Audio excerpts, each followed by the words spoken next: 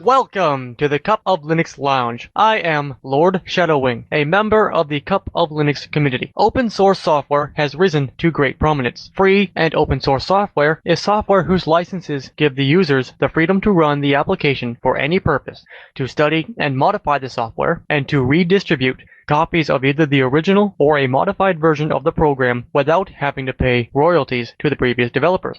On today's show, we have Brian, Linux Book Pro, Matthew Moore, and here is our king of Linux lunacy, Spatry. That's right, I'm going insane and I'm taking you all with me. Welcome one and all to cupoflinux.com. This is a great place to learn about using Linux and interacting with the community. Here you can ask your questions, share your experience with others, or enjoy a few laughs on the forums, chat room, or voice conversation on Mumble. Tonight is our second Cup of Linux Lounge podcast, and we are going to be discussing the Linux alternative. We will highlight the benefits of using free and open source software and free alternatives to Windows software you may have come to rely on. Before we get started, I would like to say hello to our panel of guests. We'll start off with you. Hi, Brian. You have a YouTube show, and you're also doing a lot of things in the community here. Tell us a little bit about that. Well, I've actually had my YouTube channel for a while. I think I started up probably back in 2008.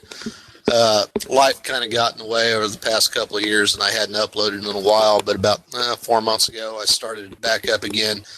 Actually kind of doing a lot of the same thing you do, Spat, with Linux reviews and some how-tos. I've also done a couple things on Android on there, but I just enjoy learning new things myself, and I hope if anybody watches one of my videos that they're able to learn something and it helps them in some way. All right, and we also have Linux Book Pro on the show here. He has a blog, and he also has a presence on YouTube. Tell us a little bit about that. Yeah, I started using Linux back in 2008 as a way to install WordPress locally on my system, and Linux was the easiest way to go. On my YouTube channel, I tend to stick to distro reviews and the occasional WordPress video. Awesome stuff indeed. And then, of course, we have Lord Shadowwing, who did that wonderful intro. Hey, how you doing? Pretty decent. I've been using Linux for the past 6 months straight. I started actually looking into it really when Windows 8 came out. I did actually try it, and in my experience, it is the worst operating system I have ever used. Around my area, I've actually helped at least 6 people get into Linux full time now. There's one guy I helped. I used to date his daughter, and I got him and her using Linux about 6 months ago, so they started around the same time I did, and anytime they have any issues, they give me a call. Well, I don't think you're going to get any argument from Matthew here on Windows 8. At least when you watch some of his reviews, they got to make you laugh when he reviews Windows 8. He also has a show on YouTube, plus he's got 3 Linux distros out there. He's got his own Manjaro respin, and Ubuntu respin, and a Xubuntu respin. How you doing, Matthew? I'm doing pretty good. All right, now this is a topic I've never covered on any of my shows in the past in great detail, and for the life of me, I can't figure out why I didn't think of this before. So thanks to the Cup of Linux community for suggesting the show idea. So let's get down to it. My first question to my guests on the panel is, what are the benefits of using free and open source software? Why do you use it, and why should you care? And let's go ahead and start off with you, Matthew. Well, the benefits are it's free and open source, and I use it because it's free and open source. Yeah. But no, it's... Gee, I'm so glad I asked you that question, Matthew. No, it's all about freedom and the ability to choose to use what you want to use, and also the ability to get your computer to work for you rather than you working for your computer.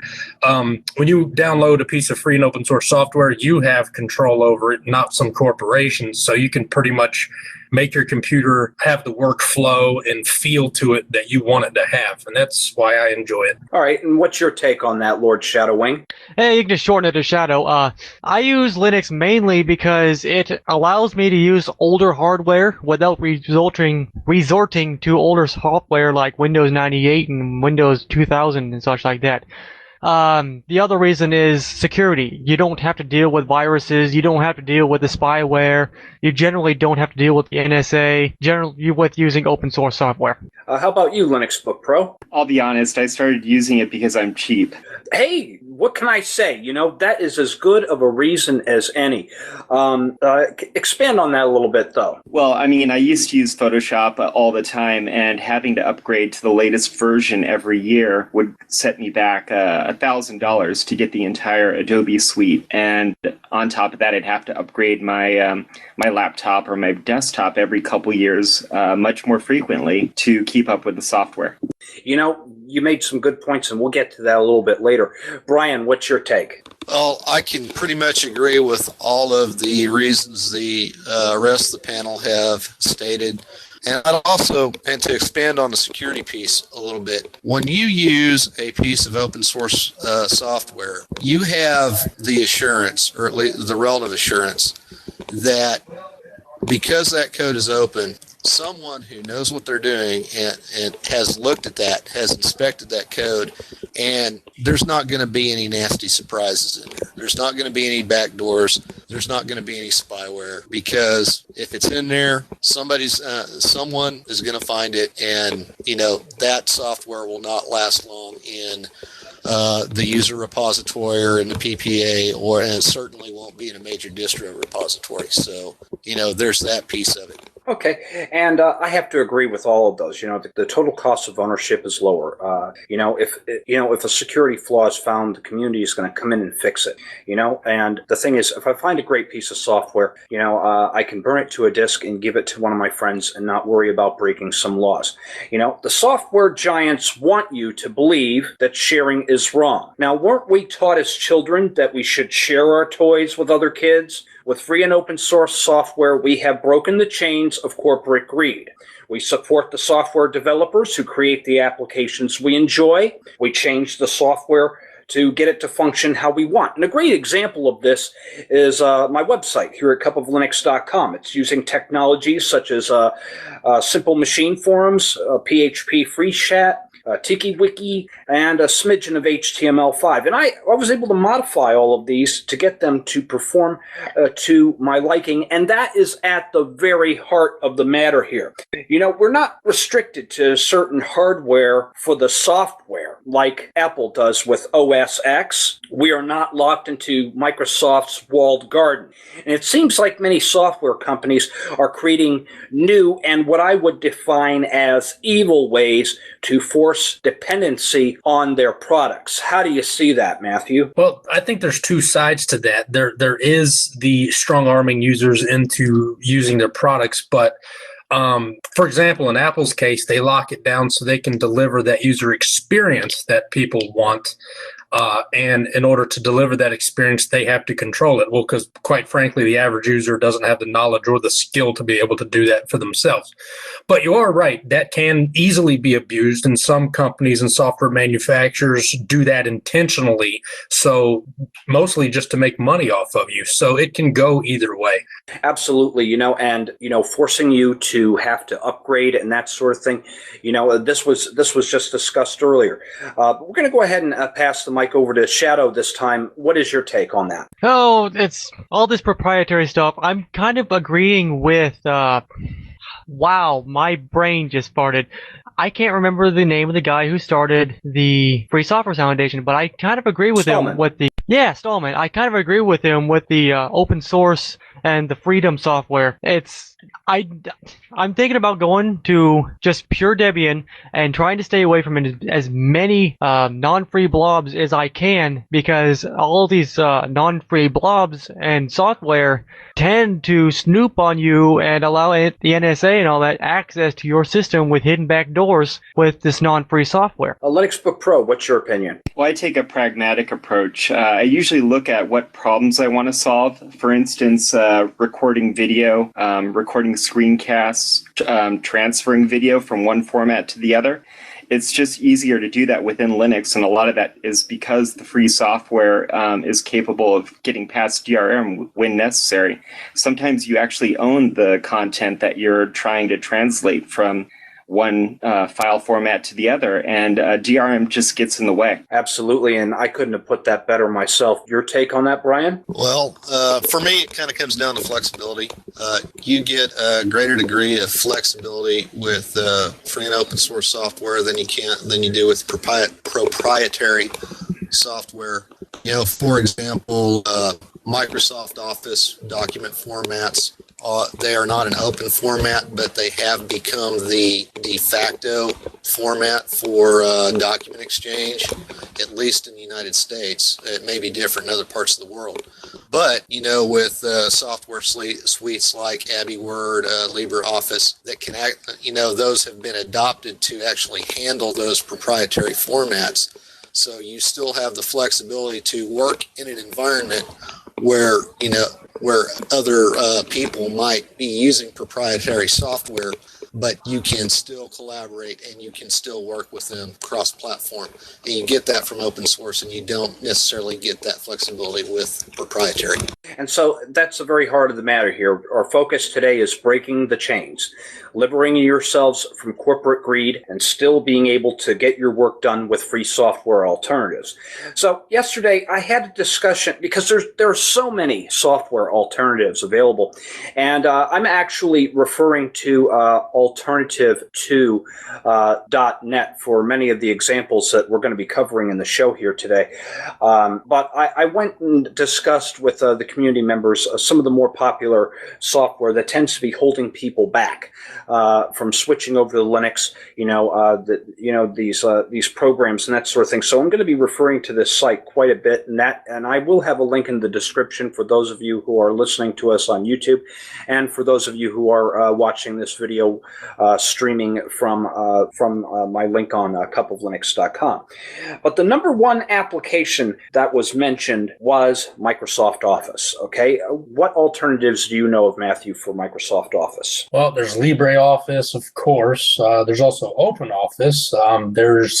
You have AbiWord, Genumeric. There are a few choices, but the problem is support, because a lot of corporations don't support those kinds of software. So you do end up sometimes getting fonts and things not quite matching up right. But, I think if more people start going down that route, that would improve.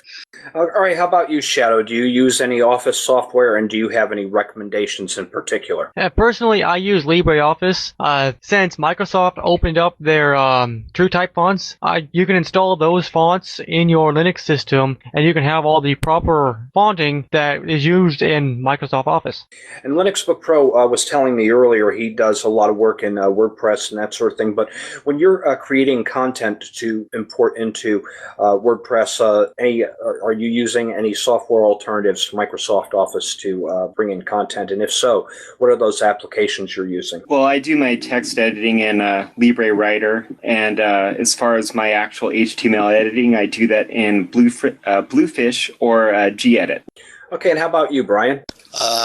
Pretty much a LibreOffice user here. I do have a computer that I do dual boot to Windows 7. Sometimes it does have Office installed on it, but anytime I need to transfer files between the two computers, LibreOffice handles DocX format just fine, and I don't have any issues. And the nice thing about the alternative to .NET website is that not only are they showing you options for alternatives, because in pre-show discussion, Matthew was stating that he was looking for alternatives to Microsoft Office that he could run in Windows, for instance, because he uses Windows, Mac, he uses a little bit of everything. So let me give you a rundown of some of the ideas that you have. LibreOffice was mentioned. Apache OpenOffice is another option. Nobody mentioned Kingsoft. I'm starting to see the Kingsoft Office suite shipping with Linux distributions. There's Lotus Symphony, Calligra Suite, Soft Maker Office. I'm actually running that on Android, and I think it's a great little tool there. Euro Office, and then I also tried the Think Free Office as well on my Android, and then there are many, many, many other options there. Okay, well, now some of you may edit your own graphics. I know you do, Matthew, and another thing that was brought up was Photoshop. Now, and when you created your spin, you gave a few options to people who were, who are transitioning over to Linux, who need a photo editing package. Tell us a little bit of some of those packages that you included on your distros. Well, in my distros, I pretty much targeted the new users, people that are leaving XP, people that are coming from Windows, what kind of software do they need? So I put the GIMP in there, the GNU image manipulation program, which is a good alternative to Photoshop. Not quite as capable as Photoshop, but I think most people could get by with it just fine. I also put Pinta in there, which is a good alternative to maybe Macromedia Fireworks or MS Paint. So there are a couple of options there. And like I said, a lot of people look at some of these open source alternatives as not being quite as capable as their proprietary counterpart. But the way I see it, most people would probably get the functionality they need out of this stuff. How's your take on that, Shadow? Oh, with graphics editing, I generally use GIMP. There's a few other software that I use, but I can't remember them off the top of my head because I don't have them currently installed on my Mint box. But GIMP is generally what I use for graphics editing. How about you, Linux Book? Well, I use GIMP as well. I tend to go in there and I change the keystroke combinations to match Photoshop or Fireworks. Isn't that something? So now I understand there is also a variant of the GIMP called GIMP Shop, and I don't know if any of you have ever tried that, but it's supposed to make the workflow parallel to what you can do with Photoshop. Have any of you tried that one? Never heard of it. Okay, and what do you use for graphics, Brian? I don't do a lot of graphics editing myself, and I have never used Photoshop, so I guess I wouldn't even know what I was missing. But when I do it, I use the GIMP. Okay, and I've got to hand kudos to everybody here on the panel. For those of you who are using the GIMP, congratulations to you for using it, because you know what, guys? I can do all this fancy graphics editing on my website, but I still cannot wrap my head around the GIMP. I'm using Wine. And I'm running an old piece of Macromedia software, Fireworks 8, which I doubt would even run properly on Windows 8 nowadays. I know when I was running Windows 7, I couldn't install Macromedia Dreamweaver 8, but all of these applications run beautifully under Wine. And that is also another option for those of you switching over to free and open source software. You have these old applications collecting dust on your shelves. You can try running these applications in Wine and getting them running. Okay, another issue that was brought up was video editing, specifically either using Premiere or Sony Vegas Pro. We're going to go ahead and hand the mic over to you, Matthew. What programs are you using for editing video on using free and open source software? Well, Kdenlive is what I use most of the time, but one of the main issues that I have with that is there is no Windows alternative to it, and that's kind of annoying for me since I do use both platforms. But I would say Kdenlive is pretty close to Sony Vegas Pro. I mean, as close as it can be for a free alternative. And it's extremely capable, a lot more than anyone would probably expect out of a free software suite. You could do chroma keying with it. You could, split audio tracks, add all kinds of effects. I don't know if a movie studio would use it, but it's pretty sufficient for just about any of the average users out there. Absolutely. And I mean, I've cranked out a lot of really nice professional-looking video out of that software. Shadowwing, do you do any video editing? I don't, but if I did, I'd use Kdenlive. How about you, Linux Book? I tend to use OpenShot, but that's only for cuts. Most of the time I'm using FFmpeg or LibAV. Awesome stuff. Glad you brought those up, because FFmpeg, that does an excellent job for screen capturing. You can also use LibAV for doing screen capturing as well, and those are very powerful command line tools. How about you, Brian? I typically use Kazam for screen capturing and Kdenlive for editing and rendering. And get this, The one thing that really isn't the strongest point of Kdenlive is its rendering options, because, sure, you can render in H.264, but YouTube likes to complain when you upload those videos. So one thing that I do is I use OpenShot and Kdenlive. I'll generate a project in Kdenlive, and then I will take that project and save it, and then I can open it in OpenShot and render it out to YouTube, and it gives me the perfect rendering format and nice file size, I will admit, too. Now, some other options for those of you who are using proprietary software and you want to try out some Linux video editors, there is OpenShot, Lightworks, and that's also available on Windows, although the workflow is a little bit, it takes a little bit of work. VLC, Videoland, has a movie creator. It's really not all that great. It's still in its infancy, but the thing is, I see a lot of potential coming for this. You also have PTV. You also have Cinelera, which will let you do some video type work that's similar to what you would come to expect with After Effects, but the learning curve is quite steep for that program. There's also Jacasha and Lives, and then plenty of other little options that are thrown in there as well. Okay, and this one is just for me personally, because when I switched to free and open source software, I was looking for alternatives to Flash, because I am a Flash developer. And believe it or not, I just couldn't find any really good examples. They have some listings here for at alternative2.net, but none of them will output to the Swift format. Some will give you the options for embedding with HTML5 using iframes, or you can convert to video, which you can embed into your website. Now, the nice thing is Google Swifty is a service online that I can take my Flash 8 animations and then convert them into HTML5 and then iframe them into my site. Because of the type of coding and scripting that is used, it uses ActionScript 2, and they haven't quite worked out ActionScript 3. This has actually breathed new life into my old Flash 8 software, and now I'm going to get even more years of use out of it. And all I had to do was just simply adapt my Flash animation and stuff. And I can even have buttons that, navigate to different pages and stuff. So I can still give the end user the full experience without having to, without having to purchase new software. I can keep my old software that I paid for years ago. But some good alternatives to Flash that are available out there are Stencil. There's Synfig, which you can use for creating cartoon animation. There's Scratch, another program called Polycode, Enigma, and Sencha Animator. And some of these applications also have Windows counterparts, and Sencha Animator actually does CSS3 animations. You should check out the website for that. It's awesome stuff.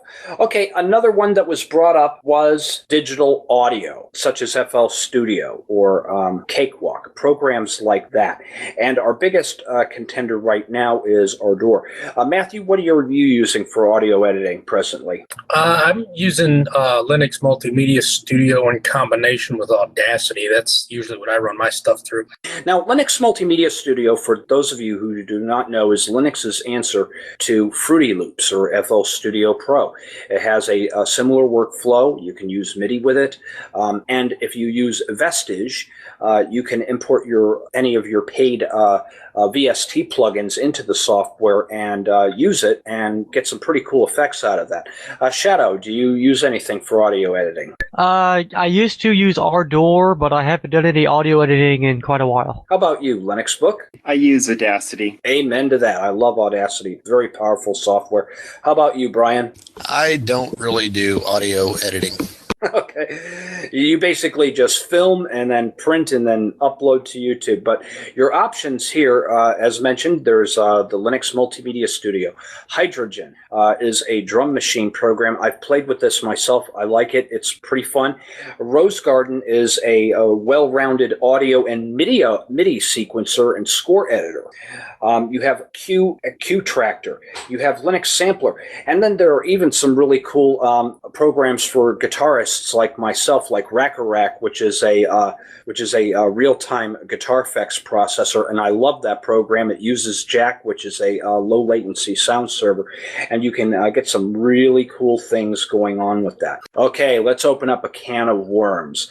Another big thing that's preventing people from switching over to Linux is games. We've talked about this before, so we're just going to keep it brief. We'll start off with you, Matthew. What have you done in terms of gaming when switching over to free and open source software? Well, I'm not a big gamer, but usually on Linux, I like, Super Tux Kart, El Breakout 2, just some of the casual games just to pass the time, and they work fine for me. But unfortunately, we don't really see a lot of high-end AAA titles on the platform just yet. But we do have Steam, and it's evolving rather quickly, so that could change in the very near future. Oh, absolutely. I'm loving all of the new titles that are coming in, and now with the advent of Steam OS, they've released a second beta. And I assume they're going to be releasing a final version at some point soon. They've got to be releasing a AAA title to go with that. Otherwise, how are they going to be selling those Steam boxes? Shadow, how is your gaming, or what do you do in terms of gaming, if at all? I do not game on my laptop. If I game, I'm going to be gaming on my Xbox 360. Okay, how about you, Linux Book Pro? I stick to Steam, so whatever that they have and whatever runs on my laptop, I just use that. How about you, Brian? I like to blast aliens away in Alien Arena. There you go. And pretty much, you know what, guys? I still have my old favorite games, my old software that's sitting on the shelf. A lot of those old games will run fine in Wine. And Wine, it just helps bridge that gap for many people who are, who aren't ready to make that full plunge. Unfortunately, brand new games, some of them are not going to work very well. But the good news is, Steam is working with the communities to not only get us better drivers, but now games are starting to get a port. But another thing is, if a program that you purchase uses OpenGL, odds are you might be able to get that working under Wine. But there are a lot of great options that are available for gaming. More and more games are being brought into the ecosystem. But the general consensus is, and especially from everybody that's here on the panel, I mean, most people who are running Linux really aren't avid gamers. I mean, some will play a casual game to, pass the time. But I don't even find myself playing games as much because I'm having so much more fun creating cool stuff and that sort of thing. Okay, guys, another one that was mentioned was burning disks. What is a good replacement for Nero? We'll start with you, Matthew. What are you using to burn your disks? Well, I think K3B is probably the best there is on Linux, at least out of the ones that I've used. It never fails. It's quick. It doesn't make coffee coasters out of CDs. I've never had a problem with it. You can also use it to rip DVDs as well and even create them. So it is a very powerful piece of software. Absolutely. K3B, I mean, you can, DVD rip, CD rip, you can rip everything. It is a full-feature piece of software, but the thing is, I think you have to add some additional dependencies to get those functions.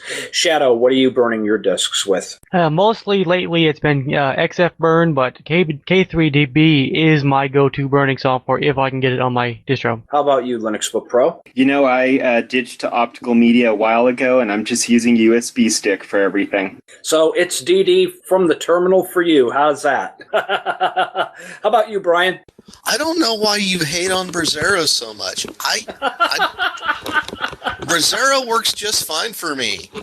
Well, the thing is, this was when I was running Pinguy OS, the 1104 edition. For some reason, 1 out of 3 disks would be a reject when I was running Brasero at the time, and I don't know, it just kind of stuck with me that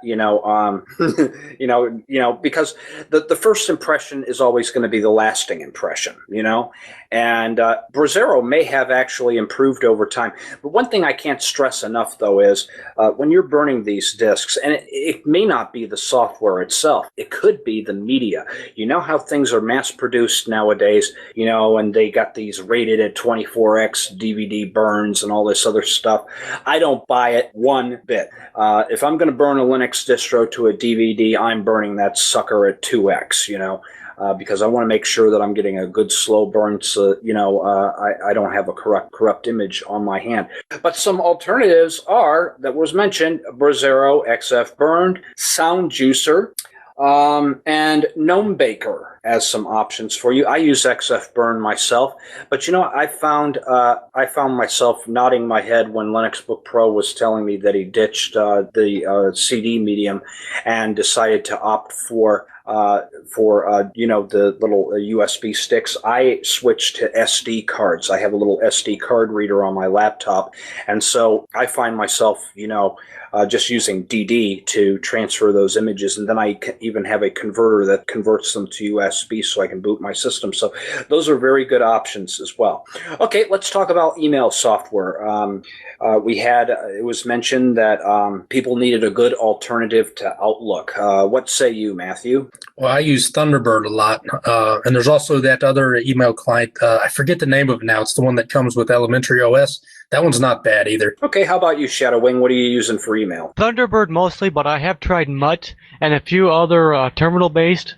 I don't remember the name of a certain terminal-based one, but that seemed to work better than Thunderbird when it comes to Post Office Protocol. But Thunderbird is my primary go-to software. Okay, and how about you, Linux Book Pro? I use webmail all the time, so basically my web browser. All right, and I have to agree with you there because I'm doing the same thing. Who needs a client when you can do everything in the web browser? How about you, Brian?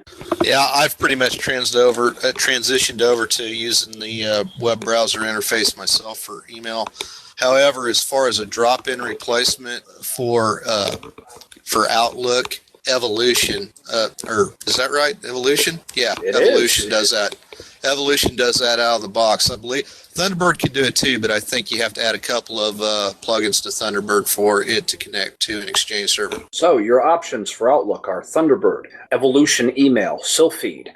Clause Mail is also another option, and Contact or Kmail is another option. Then they have a bunch of other ones listed here that I've never even heard of. So good one. All right, and this one is Matthew's absolute favorite. What are you using in place of iTunes? Well, it kind of depends on the distro.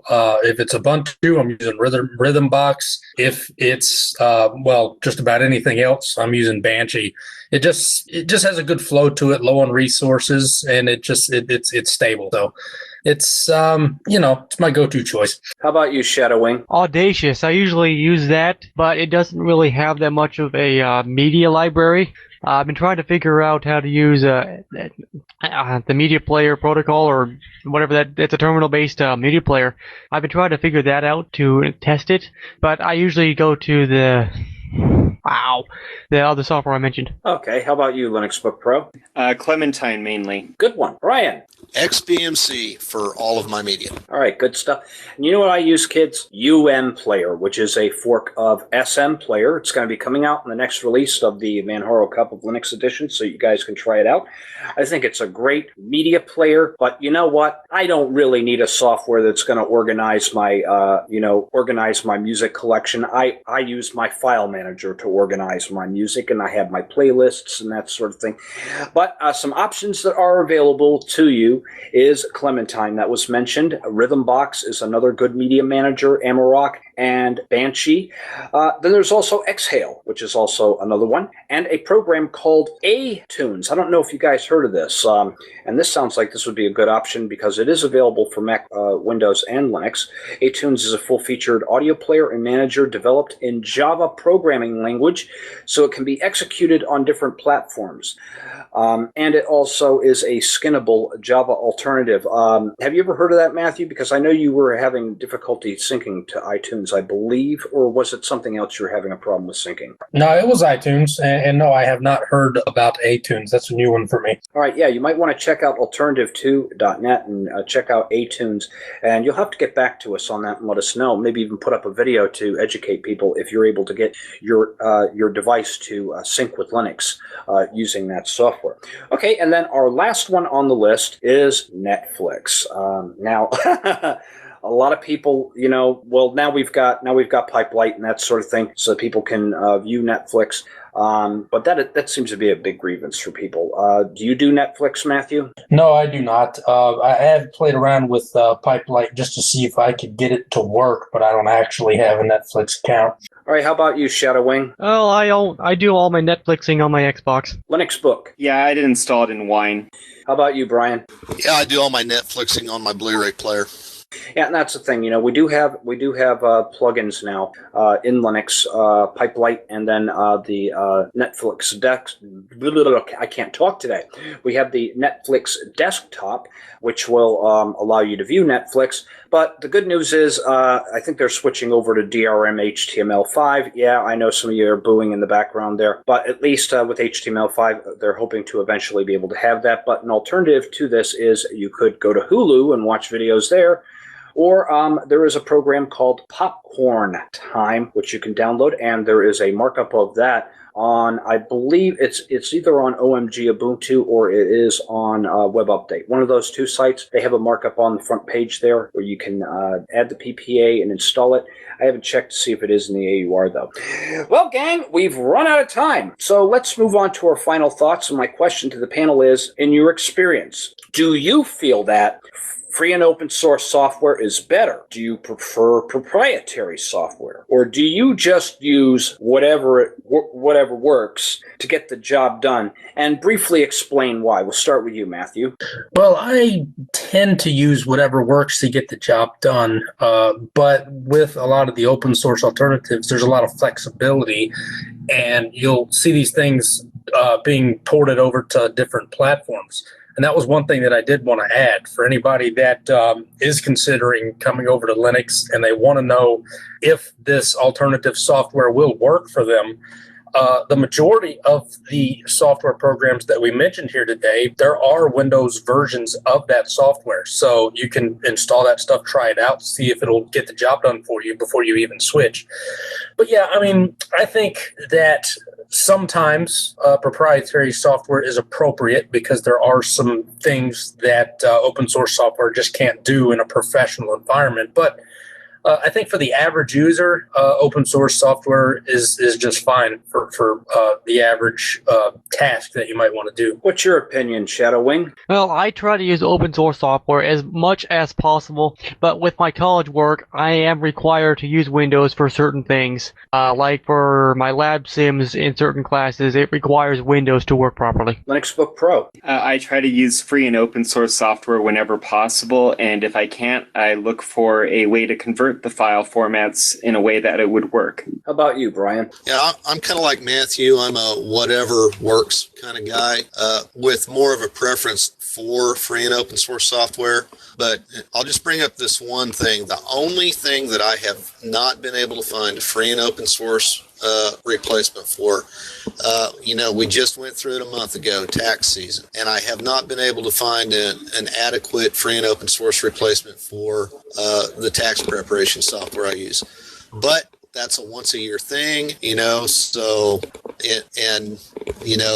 the Windows programs that are available, I just probably need to figure out how to get those working in Wine. So that would there be my... is TurboTax online for that. Yeah, you could use the online service, or as you said, trying to use it in Wine, but try alternative2.net and see if you can find an alternative there. My final thought on this is, hey, I use what works. I paid good money for my old outdated software, which still functions. And Linux makes it possible for me to extend the life of my programs, as I illustrated earlier. The community has created wonderful alternatives to Windows and OS X. I even spun my own distribution, shared it with the community so other people can experience Linux the same way I do, and that is something I could never do with proprietary software. Even Matthew on our panel has done the same thing. Now, there are several free packages I've tried out there, which, let's face it, guys, not all free software is good. I mean, there have been some packages I tried out there that were garbage. But what I could consider to be trash could be someone else's treasure. On the other hand, I found free programs which exceeded my expectations and, in my opinion, perform better than proprietary applications. And a good example of this would be the Melt framework for rendering video, and it seems to do it for me 5 times faster in Linux than when I was trying to render videos in Windows using Sony Vegas or Adobe Premiere. So at the end of the day, experimentation is key. If there is software you do not like, there are several alternatives available. And if you're really geeky, you can change the code, make it better, and then share it. Sharing is a good thing. Sharing is a friendly thing. Kids who share their toys have more friends playing in their sandbox, unlike proprietary software companies who want to squeeze and squeeze and squeeze every little nickel and dime out of you and restrict you with their foolish end-user license agreements. Sharing knowledge is even better because when we freely share what we have learned, everyone benefits. I would like to thank everyone listening to us live on Mumble and everyone watching us on YouTube. If you have any comments you would like to share, please click the link in the description and share your thoughts on cupoflinux.com. That is where all of the fun here at Cup of Linux is happening. Thanks to all of our guests who appear on the panel: Brian, Linux Book Pro, Lord Shadowwing, Matthew Moore. Thank you for being here. Next Saturday at 6 p.m. New York time, UTC -5, the Linux Distro Community and cupoflinux.com presents the Linux Zoo Crew, and the topic of discussion will be repurposing old software. Additional details are on the events page at linuxdistrocommunity.com or on the Cup of Linux forum. Well, that's all we have for now. As a reminder, please consider supporting the show hosts who bring you the content you enjoy the most by disabling your ad blockers or shouting some spare coin. Peace out.